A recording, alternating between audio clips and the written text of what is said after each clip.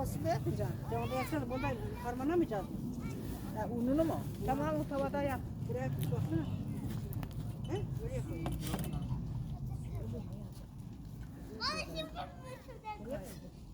Bu da yukarı olur.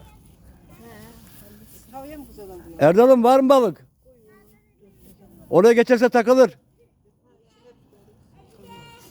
Evet arkadaşlar. Erdal Aksoy attı bakalım ne gelecek. Fırın darısı sulu. Eldiven Oradan gelecek.